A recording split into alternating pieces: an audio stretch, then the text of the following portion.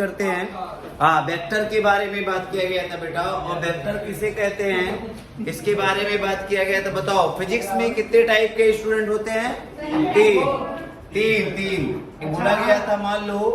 हाँ, अब ध्यान दो, यहाँ पे बोला गया भाई, देखो यहाँ पे 3 टाइप के स्टूडेंट फिजिक्स में पाए जाते हैं। और 3 टाइप के बारे में अगर बात करेंगे, पहला मान लो यहाँ पे ध्यान दो, अगर कोई कोचिंग आया है, मान लेते तुमने देखा होगा कि कोई भी स्टूडेंट कोचिंग आया है तो उसका अपना एम होता है। मान लो उसको डॉक्टर बनना है और उसका मास कितना है? 50 केजी। कितना भाई?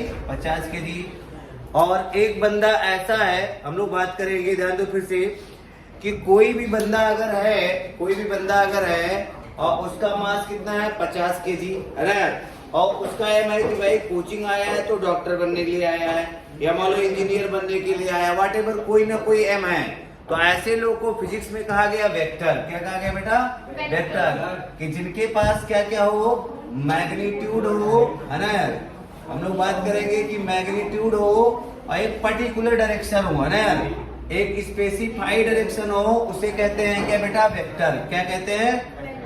आज से, अभी से हम लोग जान जाएंगे ऐसा बंदा जिसके मतलब ये कौन सा चैप्टर है? ये है आपके पास बेसिक, अभी पढ़ा रहा हूँ, जो हमारे मेन चैप्टर, फर्स्ट चैप्टर नहीं, फर्स्ट और सेकेंड लगभग पढ़ा चुका हूँ मैं, फिर से पढ़ाऊंगा अभी।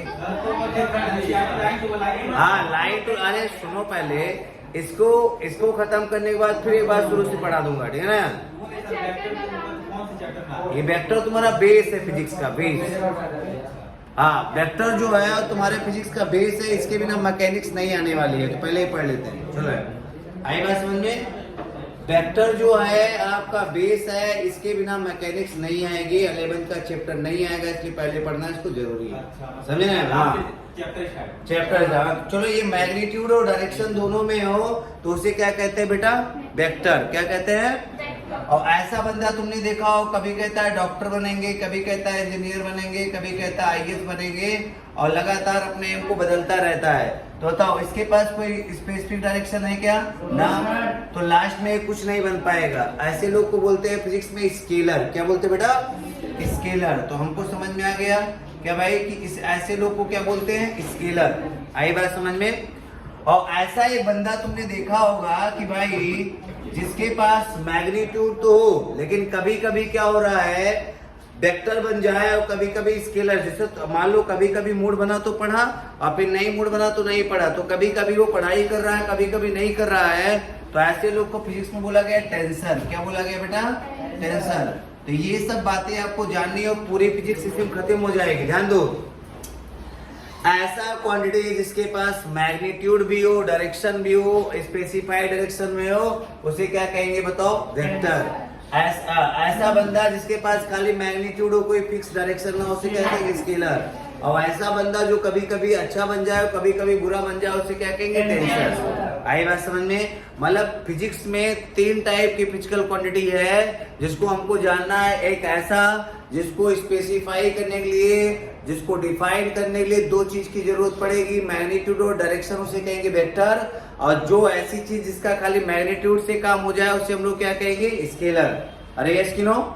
आई बात समझ में? और जो वेक्टर और स्केलर दोनों की तरह बिहेव करे, उसे टेंसर। नहीं आया? बताओ वेक्टर किसे कहेंगे? जिसके पास magnitude as well as no specified direction. Yes कि नो?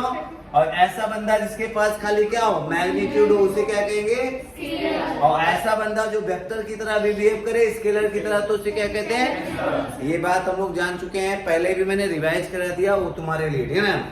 अब ये बातें हम लोग पढ़ चुके हैं कि वेक्टर। अगर अब तुमसे कोई पूछता है, मैंने बोला मास बोला गया भाई मास 4 केजी है, तो मास को डिफाइन करने के लिए खाली नंबर चाहिए कि डायरेक्शन भी चाहिए? और नंबर का मतलब किसमें आएगा? स्केलर की वेक्टर? स्केलर। आई बात समझ में? मतलब ऐसी फिजिकल क्वांटिटी जिसको डिफाइन करने के लिए खाली नंबर की जरूरत पड़े, उसे हम लोग क्या कहेंगे? स्केलर। और ऐसी चीजें जिसको डिफाइन करने के लिए मैग्नीट्यूड और उसके साथ डायरेक्शन भी देना पड़े, उसे क्या कहेंगे? वेक्टर। और ऐसा बंदा जो वेक्टर की तरह भी बिहेव करे, स्केलर की तरह भी बिहेव करे, उसे क्या कहेंगे? टेंसर। क्या इतनी बातें समझ में आ गई? यस कि नो? तो यही चीजें पूरे फिजिक्स में पढ़नी है और घूम घूम के यही पढ़ना है, हमको जानना है। यस कि नो बेटा? यहाँ तक समझ में आ गया? तो can you tell about the direct, बोला गया मान लो आपसे कहा गया डेफिनेशन लिखो वेक्टर का, तो लिखेंगे देखो फिजिक्स में हर चीज को बोला गया फिजिकल क्वांटिटी, क्या बोला गया? तो कहा जाएगा दोज फिजिकल क्वांटिटी व्हिच है magnitude as well as specified direction is called क्या बेटा? Vector. Those physical quantity which है only magnitude that is called क्या बेटा? Scalar. Those physical quantity behave vector as well as scalar is called क्या? Tensor. हमको लगता है समझ में आ गया, यस कि नो? अच्छा मान लो ये मार्केट में, मान लेते हैं ये मार्केट है और मार्केट में ये अनीता ऐसे खड़ी हुई है, तो ये वेक्टर है कि स्केलर है? स्केलर है। लेकिन क्या उसके पास एक डायरेक्शन हो जाए कि हमको क्या जाना है? डॉक्टर क्या हो जाए? वेक्टर हो जाएगा। तो if you want to represent the vector for that you have to need क्या बेटा? Arrow that start from left to right, yes कि नो? आई बात समझ में? किसी को कोई डाउट? क्या क्या?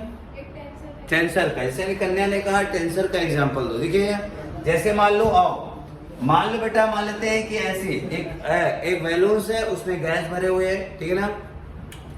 अगर इस बैलून्स में देखा जाए तो गैस भरे हुए हैं, इसका मतलब गैस सब जगह से निकलने की कोशिश कर रहे होंगे, सही है?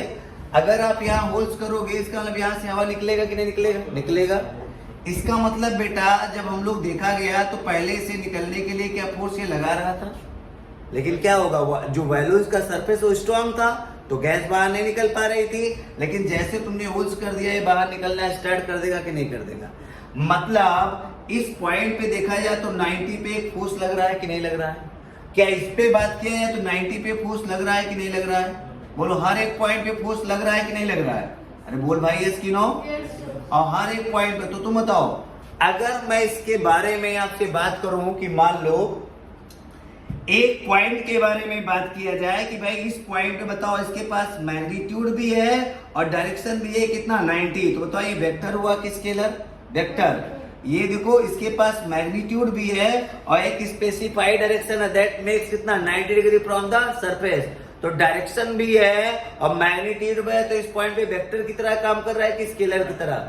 वेक्टर की तरह। अरे मैग्नीट्यूड 90 डिग्री है। नहीं, मैग्नीट्यूड मान लो यहाँ फोर्स कुछ लग रहा है, तो फोर्स जब हवा कुछ फोर्स लगा रहा होगा तो उसका कुछ ना कुछ मैग्नीट्यूड होगा। It may be 1 Newton, 2 Newton, 3 Newton, तो मान लो यहाँ 1 न्यूटन लगा रहा है, तो नंबर जो होते हैं उसे मैग्नीट्यूड कहा जाता है। क्या कहते हैं बेटा? मैग्नीट्यूड। लेकिन फोर्स तो खुद वेक्टर है। हाँ, तो बता तो रहे हैं कि हम लोग पॉइंट की बात कर रहे हैं, यहाँ पे पॉइंट की बात कर रहे हैं, फोर्स तो वेक्टर है ही है। यहाँ पे अगर देखा जाए तो ये कहा जाता है कि किसी चीज को डिफाइन करने के लिए अगर मैग्नीट्यूड और डायरेक्शन दोनों हो जाए तो उसे क्या कहेंगे? वेक्टर।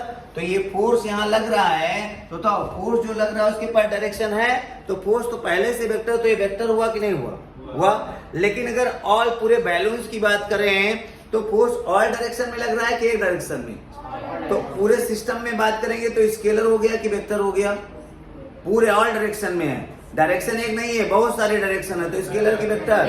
तो बताओ प्रेशर क्या हुआ? टेंसर हुआ कि वेक्टर की scalar? Tensor, because it behave both vector as well as scalar. क्या मेरी बात समझ में आ गई बेटा? यस कि नो?